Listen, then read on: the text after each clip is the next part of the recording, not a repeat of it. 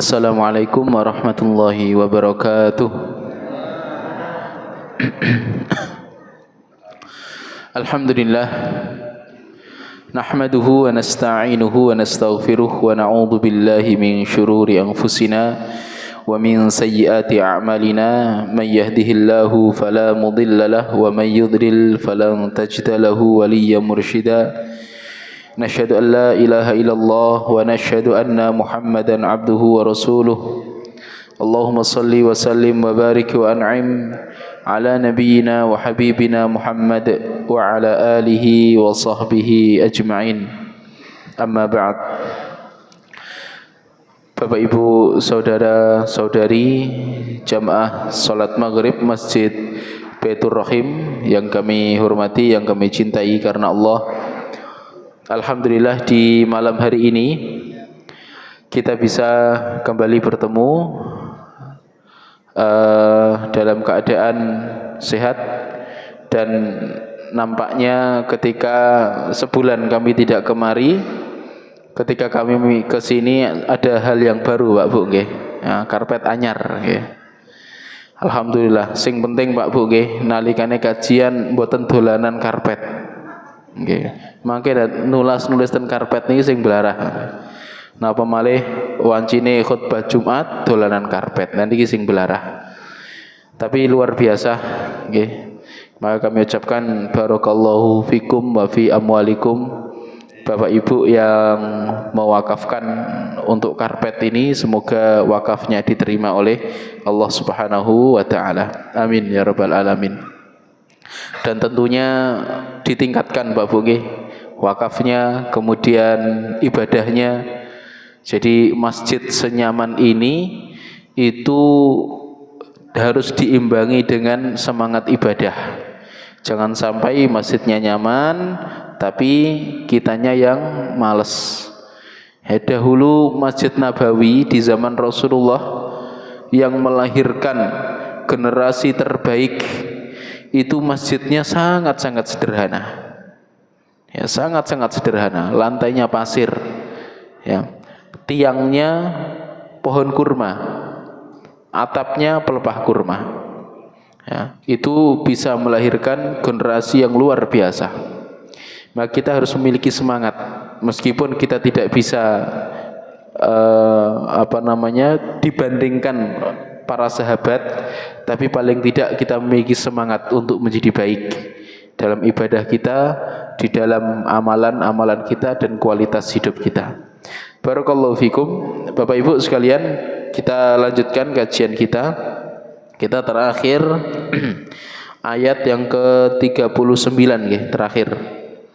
Maka kita lanjutkan malam hari ini ayat yang ke-40, di mana Allah Subhanahu wa taala mengatakan, a'udzu billahi minasyaitonir rajim, ya bani Israil dzkuru ni'mati allati an'amtu 'alaikum wa aufu bi ahdi ufi bi ahdikum wa iyaya farhabun. Allah mengatakan, ya bani Israil, wahai bani Israil, wahai keturunan Israil. Siapa Pak Bu Israil itu? Yang dimaksud dengan Israil adalah Nabiullah Ya'qub alaihissalam.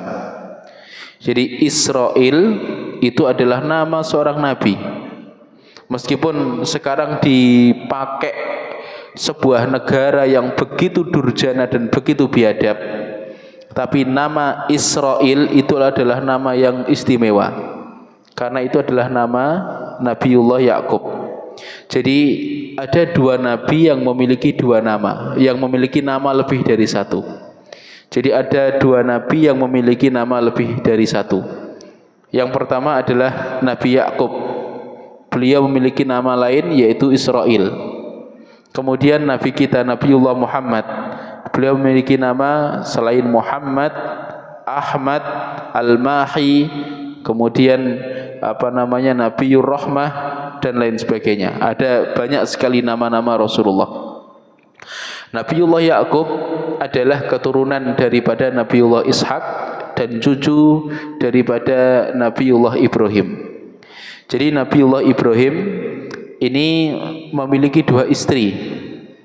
Istri yang pertama adalah Sarah, istri yang kedua adalah Hajar.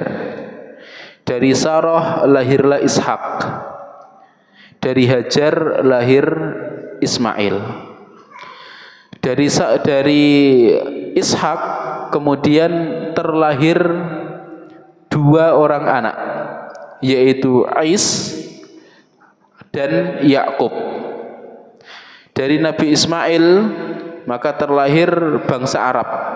Ya, dari Nabi Ismail terlahir bangsa Arab Musta'ribah, yang asal muasalnya adalah dari kota Mekah.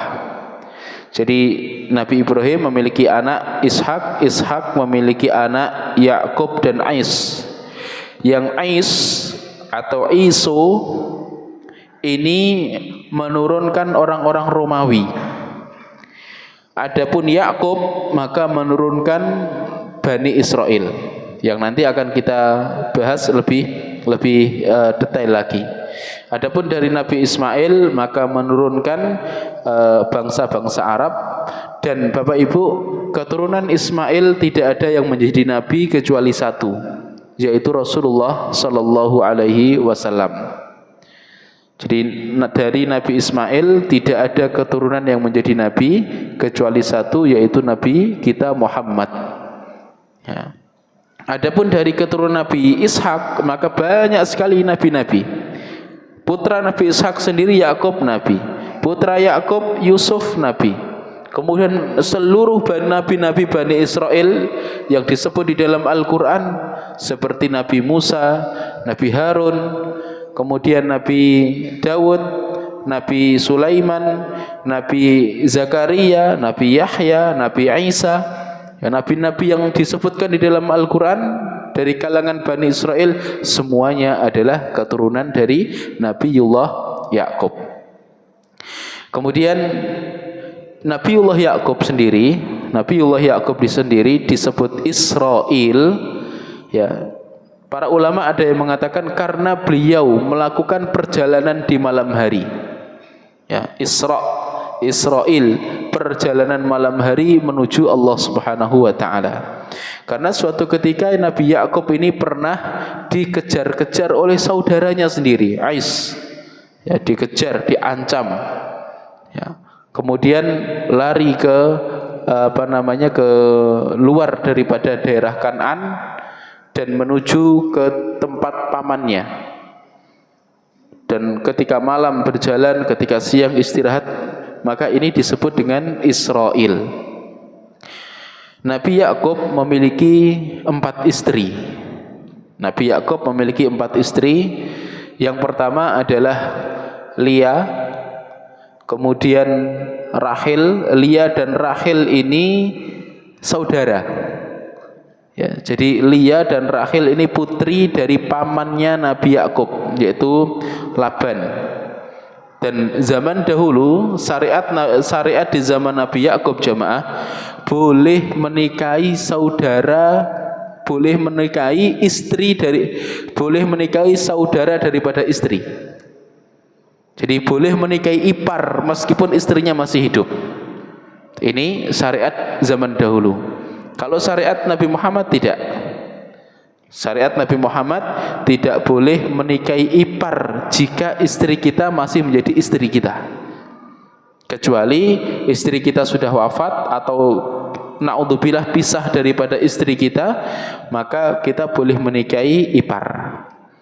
Tapi syariat Nabi Yakub tidak. Syariat Nabi Yakub boleh seorang laki-laki menikahi istri saudara daripada istrinya meskipun istrinya masih hidup. Jadi istri daripada Nabi Yakub ini ada 4. Yang pertama adalah Lia, yang kedua Rahil, kemudian yang ketiga namanya Bilha, dan yang keempat Zilfa. Ya. Dari 4 istri ini maka Nabi Yakub mendapatkan 12 anak laki-laki. Ya. Ada yang namanya Yahuda, ada yang namanya Sam'on, ada yang namanya Yusuf, ada yang namanya Bunyamin, dan lain sebagainya. Ada 12 putra. Dari 12 putra Nabi Yakub inilah beranak pinak kemudian dikenal sebagai Bani Israel. Jadi ini asal muasal daripada Bani Israel. Jadi kalau kita lihat Nabi Ibrahim istrinya 2, Nabi Yakub istrinya 4 ya. Bik menawi tokoh-tokoh masjid, tokoh-tokoh ranting ajeng niru nggih mboten napa-napa. Nek wani nggih. Nek wani, nek gak wedi diomeng ning omah, dikunci lawangi. Nggih. Nah, nggih. Senior riyen, Pak. Senior riyen. Taib. Barakallahu fikum. Ya Bani Israel, wahai Bani Israel. Ma'asyiral muslimin, ayat ini Allah turunkan kepada Rasulullah sallallahu alaihi wasallam saat Rasulullah berada di kota Madinah, yaitu setelah Rasulullah hijrah. Dan di Madinah ketika itu ada 3 kelompok daripada Bani Israel. Yang pertama adalah Bani Qainuqa. Ya, jadi di Madinah zaman Rasulullah ada 3 suku Bani Israel. Ada 3 kelompok Bani Israel. Yang pertama adalah Bani Qainuqa. Bani Qainuqa itu perkampungannya di sekitaran Masjid Nabawi sekarang. Ya. Jadi bapak-bapak yang pernah umroh di sekitar Masjid Nabi ada hotel-hotel ya, terlebih di sebelah barat itu dahulu adalah perkampungan Yahudi Bani Qainuqa. Kemudian yang kedua ada Yahudi atau Bani Israel yang disebut dengan Bani Nadir. Ya, Bani Nadir. Bani Nadir ini rada ke selatan, arah Kuba. Begitu juga dengan Bani Quraidah. Ya, kalau Bani Quraidah juga di sebelah selatan.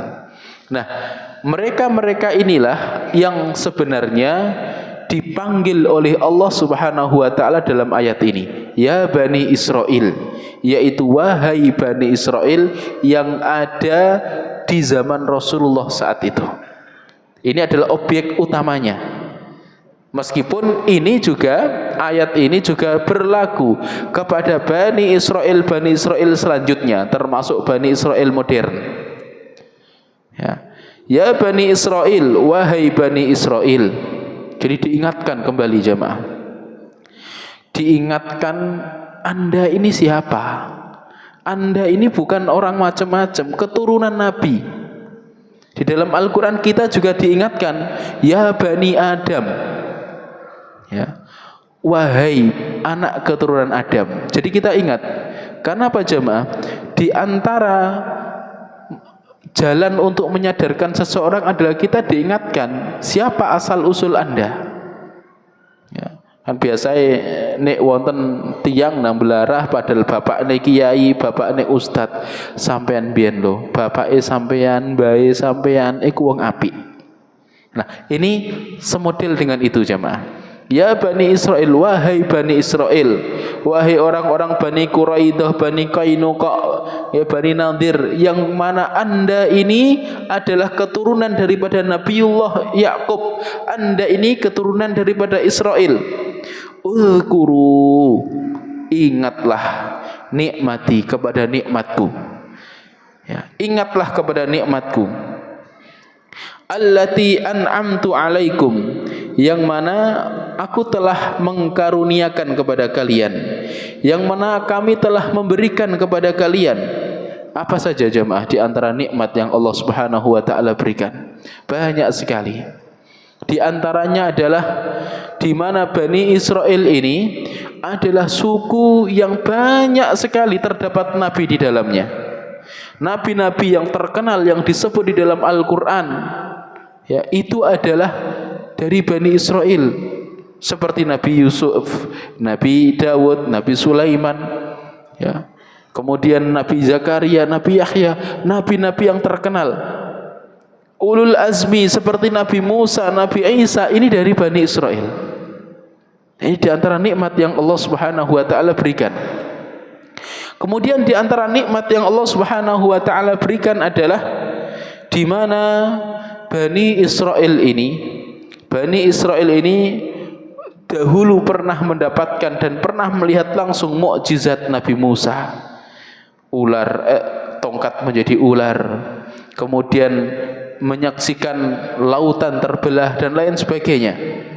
Di antara nikmat yang Allah berikan kepada Bani Israel adalah Allah Subhanahu wa taala memberikan kepada mereka nikmat dari sandang, pangan, papan yang luar biasa.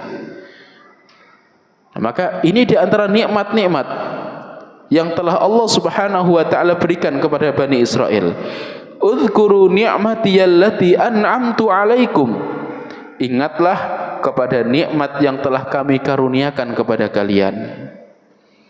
Jemaah, meskipun objek yang dipanggil dalam ayat ini adalah Bani Israel, tapi ayat ini juga berlaku bagi kita.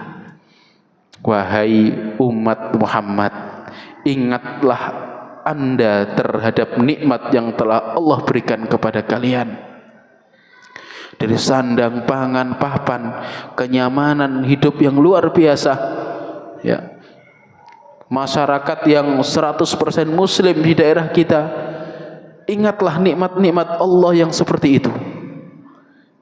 Jadi meskipun ini ayat ditujukan kepada Bani Israel, tapi ini juga kita terpanggil dan kita terkena hukum yang sama.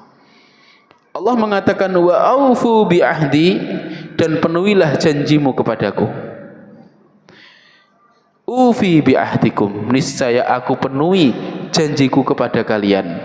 Wa iyaya farhabun, dan hendaknya kepada akulah engkau takut. Jadi ma'asyiral muslimin rahimani wa rahimakumullah, kita ini memiliki perjanjian dengan Allah. Bani Israel dulu memiliki perjanjian dengan Allah, sebagaimana nanti akan kita bahas insyaallah di pertengahan dari juz 1. Wa id akhadna mitsaqa bani Israila la ta'budu illallah la ta'buduna illallah wa bil walidaini ihsana, dan lain sebagainya.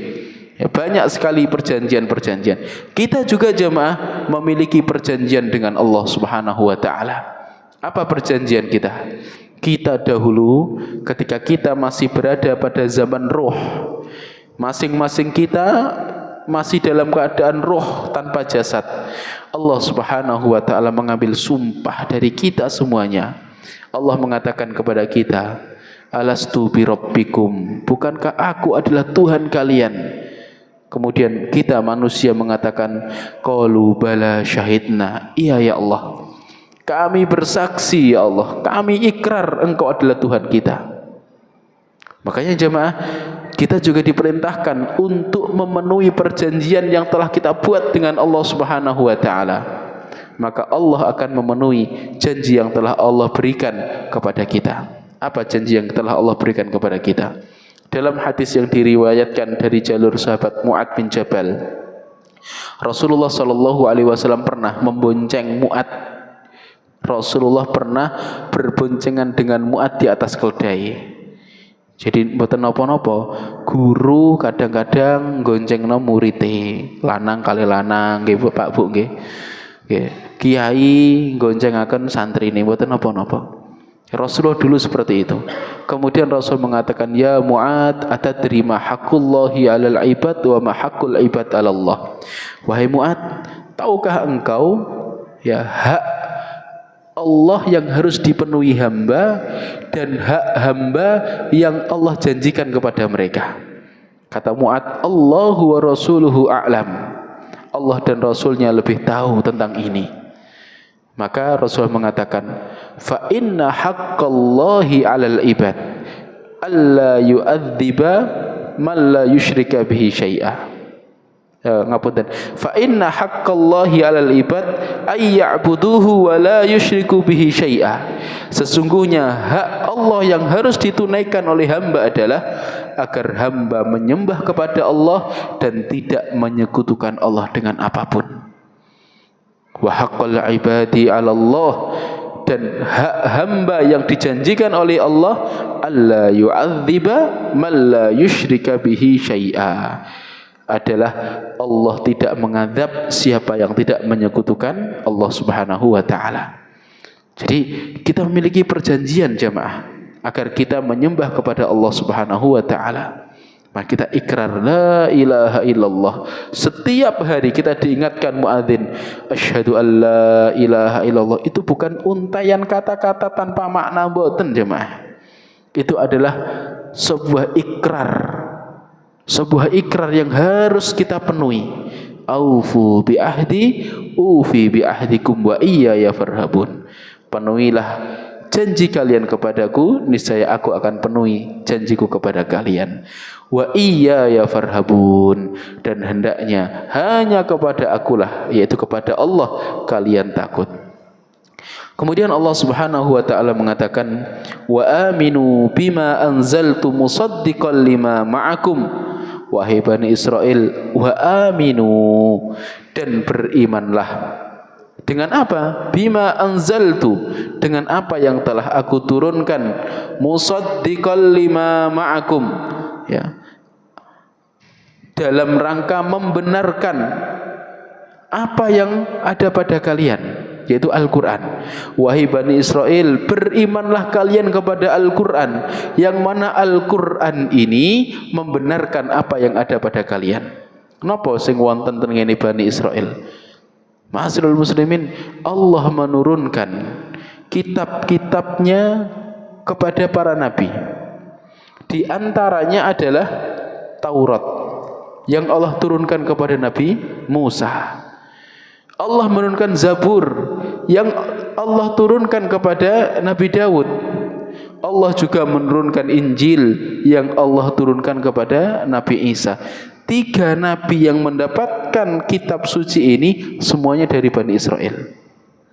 Dan tandemnya di akhir Al-Quran yang diturunkan Allah kepada Nabi Muhammad dalam rangka membenarkan apa yang ada di dalam 3 kitab ini, dan juga menerangkan jika ada penyelewengan-penyelewengan yang dilakukan Bani Israel di dalam 3 kitab ini. Musaddiqan lima ma'akum, wahai Bani Israel, berimanlah kalian kepada apa yang telah aku turunkan, yaitu Al-Quran, yang mana Al-Quran itu musaddiqan lima ma'akum, ya, membenarkan, ya, apa yang ada di dalam Taurat, Zabur, Injil. Wala takunu awwala kafirin bih, dan jangan kalian menjadi orang yang pertama kali mengkufuri Al-Quran.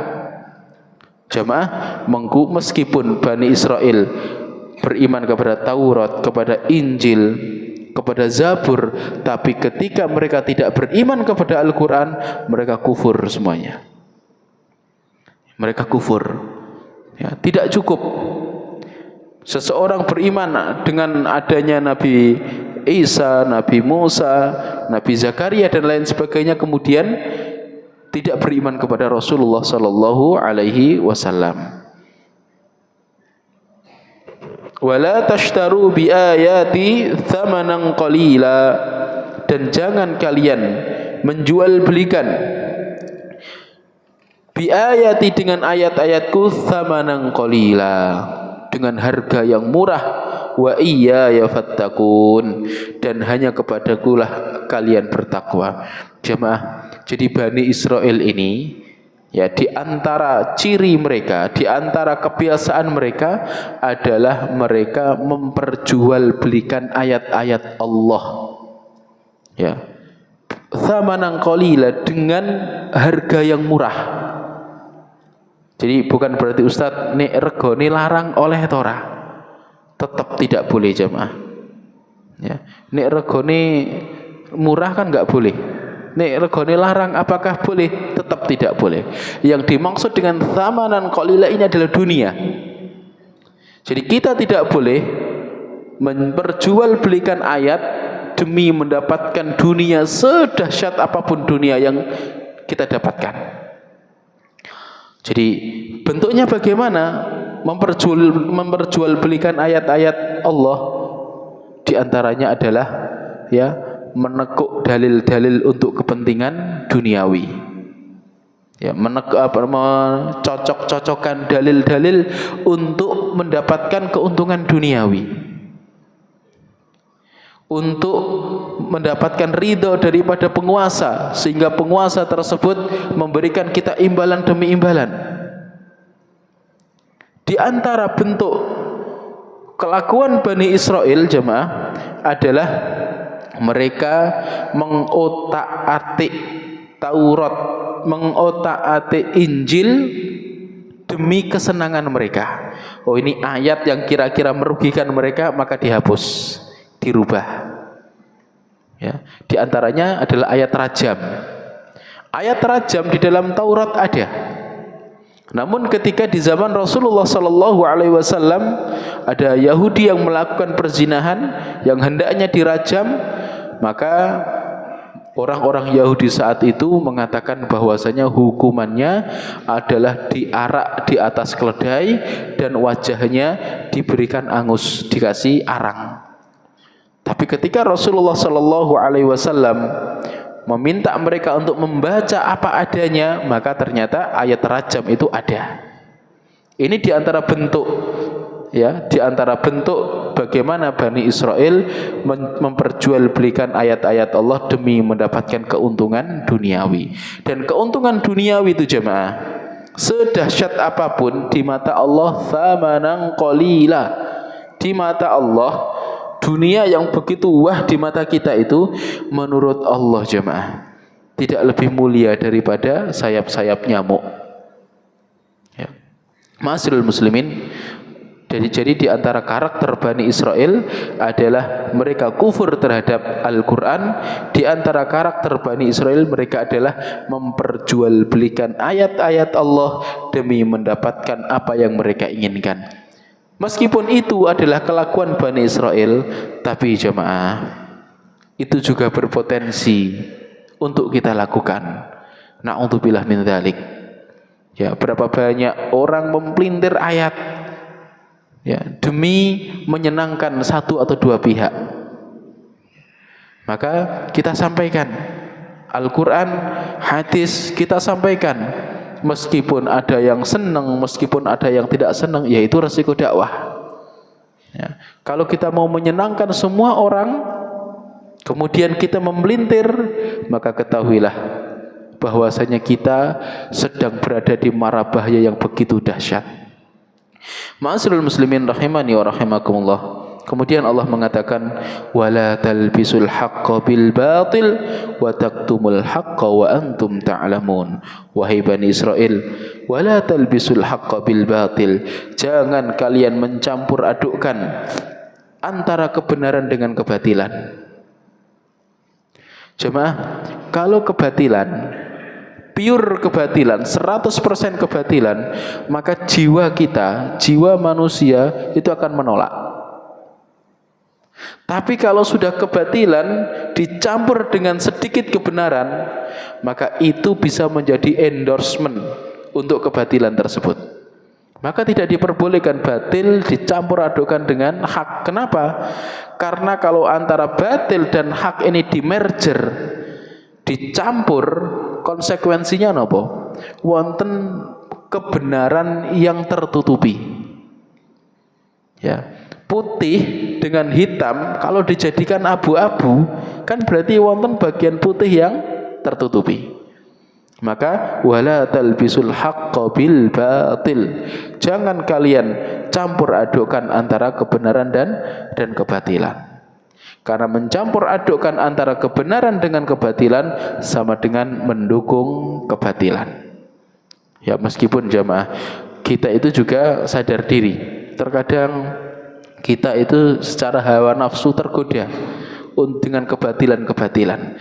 Tapi secara prinsip kita harus tetap tegak lurus, batil ya batil. Meskipun kita melaksanakan. Bukan berarti ketika kita melaksanakan kebatilan kita mencari pembenaran. Itu parah jamaah.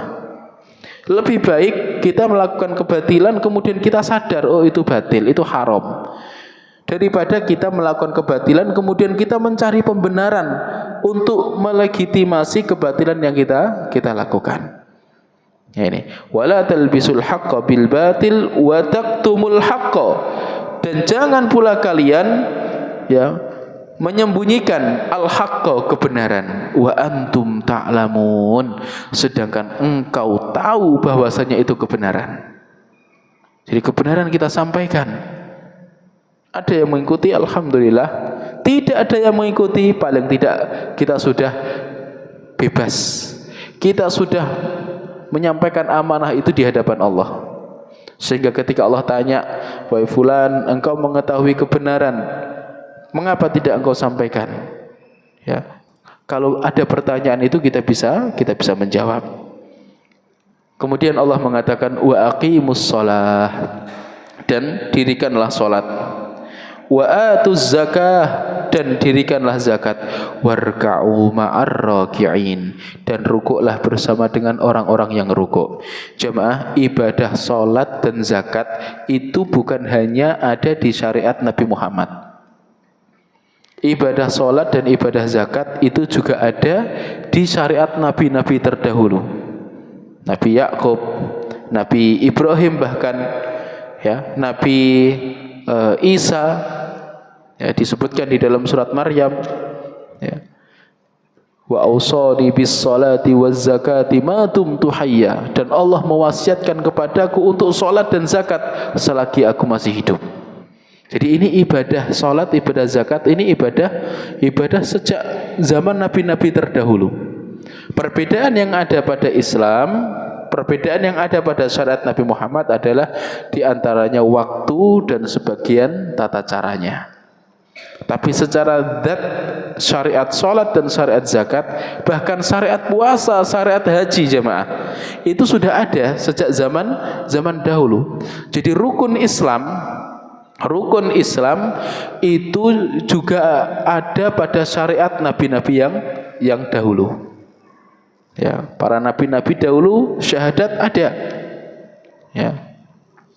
Jadi mereka para nabi mengajak umatnya untuk menyembah Allah Subhanahu wa taala. Salat ada, zakat ada, puasa ada. Dalilnya apa? Kama kutiba 'alal ladzina min qablikum. Kemudian begitu juga dengan haji. Ya. Jadi haji itu syariat lama juga. Ma'asyiral muslimin, kemudian warka'u ma'ar raki'in, dan rukuklah bersama dengan orang-orang yang rukuk. Sebagian ulama berdalil dari kata warka'u ma'ar raki'in adalah tentang kewajiban sholat jamaah bagi laki-laki. Tentang hukum sholat jamaah bagi laki-laki ada beberapa pendapat. Ada yang mengatakan jamaah. Jadi ada ulama yang mengatakan sholat jamaah bagi laki-laki hukumnya adalah fardu ain. Fardu ain. Ini diantaranya adalah pendapat dari Imam Ahmad. Kemudian ada pendapat mengatakan fardu kifayah. Ada pendapat ketiga yang mengatakan fardu sunnah. Sunnah. Sebagian ulama berdalil dengan kata-kata dan rukuklah bersama dengan orang-orang yang rukuk. Ini adalah dalil bahwasanya sholat jamaah itu wajib. Jadi ada tiga pendapat ini. Monggo ya kita ambil yang mana. Tapi dari Muhammadiyah ini adalah mengambil yang ketiga, sunnah. Ya. Tapi sunnah, ketika kita melihat sunnah jamaah, ya ini yang perlu kita luruskan. Kita itu kalau melihat sunnah, alah sunnah kok. Kalau melihat wajib, aduh wajib. Ini karakter kita. Kalau dulu orang-orang soleh zaman tabi'in dan lain sebagainya, ketika bertanya ini sunnah apa wajib, tujuannya adalah kalau wajib kok seandainya tertinggal maka harus diqadha. Kalau sunnah ya tidak perlu diqadha, tapi lain kali tidak akan ditinggalkan. Itu paradigma orang-orang zaman dahulu, para tabi'in, tabi'ut tabi'in. Nek kita kan mboten.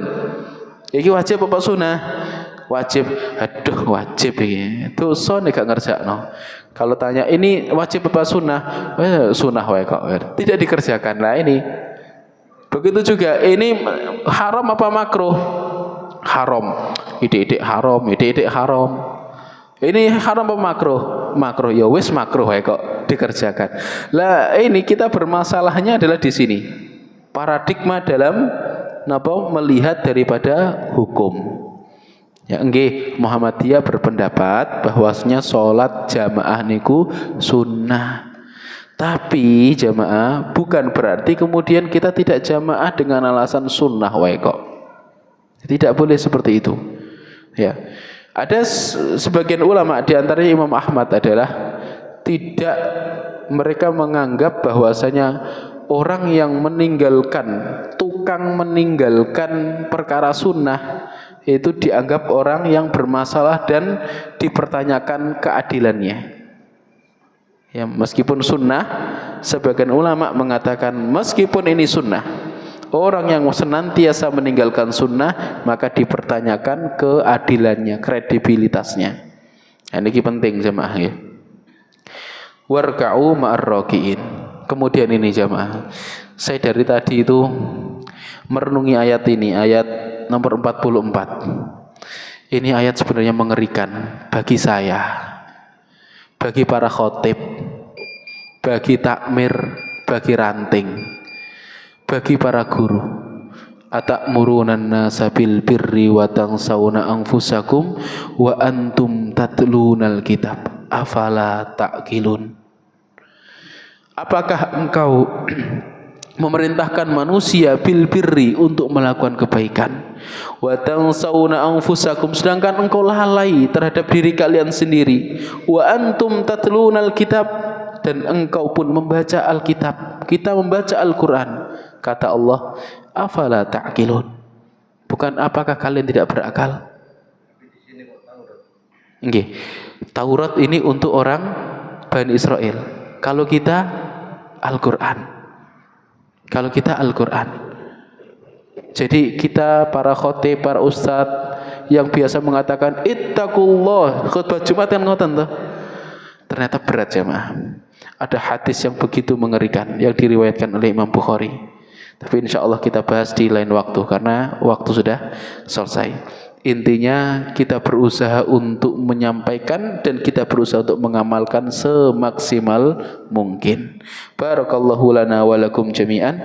Hadanallahu wa iyyakum. Assalamualaikum warahmatullahi wabarakatuh.